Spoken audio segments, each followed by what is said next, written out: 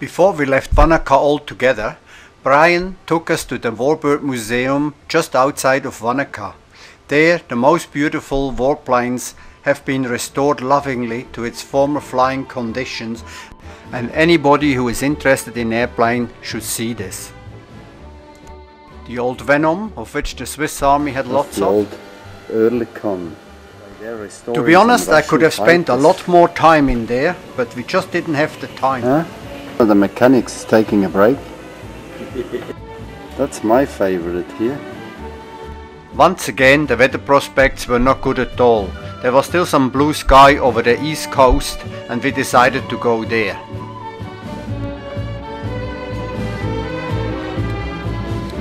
We got some famous Cromwell. An hour's drive from Wanaka, and passing Lake Dunstan, we then on the east coast. Went through.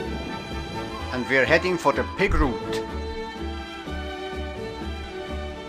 We were rather hungry by the time we reached Fferry, and the only person we came across in the windswept street was this young carpenter from Switzerland. He follows an age-old tradition by traveling and finding work wherever it presents itself, but to find him down here was quite a surprise for us. Dressed in black and white, with white flared cords and a wide-rimmed hat, he is a member of the Carpenters Brotherhood, which originated in the north of Germany. We've been traveling from Fferry towards Palmerston on what they call the pig route. What's the nearest big town there? Moeraki. So we have to turn where? Down here. Oamaru, Timaru. A short while later we drove down to the beach at Moeraki. It was a miserable, cold and rainy walk. That's number 1 boulder. And that's number 2 boulder. Funny stone formation.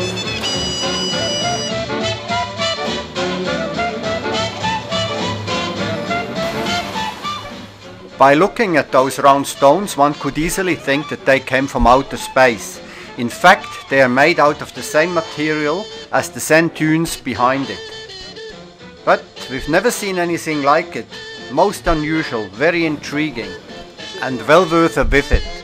We left now early in the morning past Geraldine, up to past the ski fields, the Kaya Gorge, Lake Coleridge, and came up to Arthur's Pass, down to the west coast.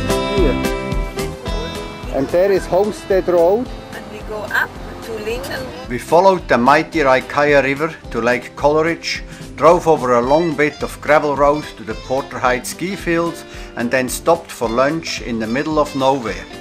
A few feet from where we enjoyed coffee and sandwiches was this memorial. It's the place where they found the body of this young Christchurch woman who was murdered. Very sad story, this. The only positive thing about this that they caught the guy who did it, and he's in jail for life.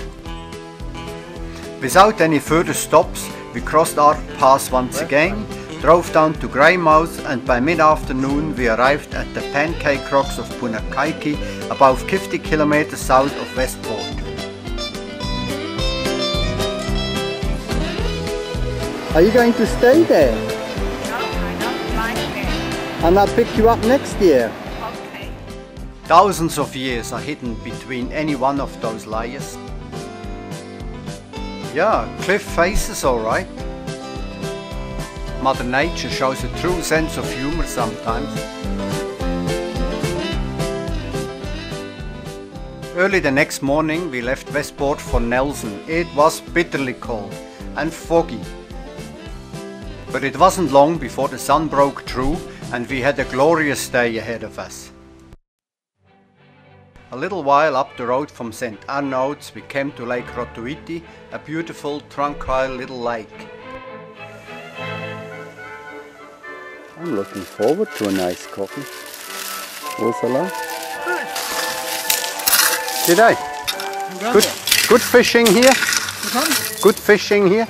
Not really. There's a few in there, but like you're saying, it's yeah.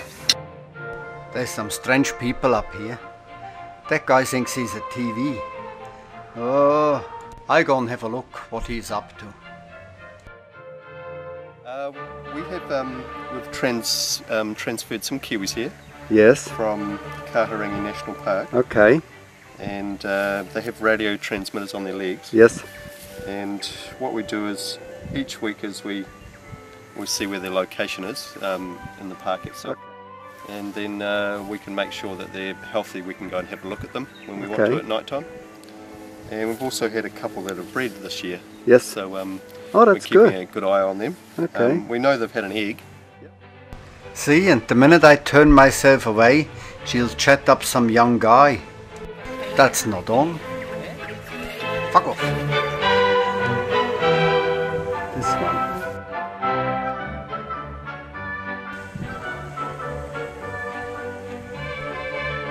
It was wonderful to drive at a leisurely pace through the beautiful countryside on the way to Nelson. Oh yeah, Motueka. When by chance we came by the Hoagland glassblowing factory, we just couldn't go by, we had to stop. Very beautiful and also very expensive. What a day, sunny Nelson at its best. It's always the same old story. He must like us. He does. He loves you. He really does. He comes home to Rotorua with us now. Yeah, sure. Huh? What have you got there, Rosie? Big here. Oh, nice. Tiny ones. For Natalie and Samantha. Beautiful. You know how we go to Picton, to the ferry? Mm-hmm. And we have been in Motueka for lunch.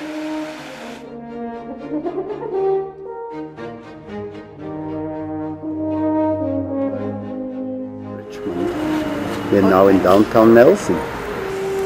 Sunny Nelson, alright.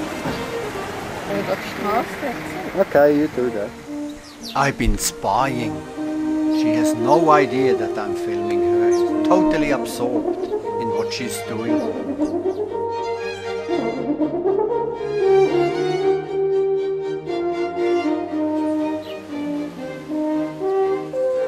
We slept in Tahunanui and went to Nelson, Wangamoa, which meets in sea, Wairau Valley, and now we are in Pelorus Bridge. Alright, and we're now heading over towards... To have a look, and then slowly on to... towards Picton.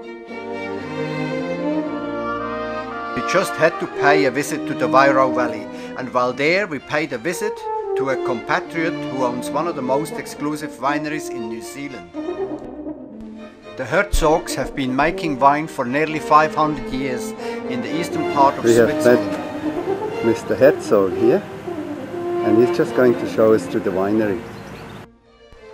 Hans and his wife have built an excellent winery and first-class restaurant on their piece of prime land in the Wairau district.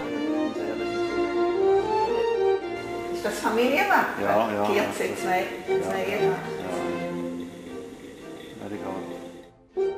Ja. Die Sachen, Ja. die wir mit Jockey geschafft haben. Ja.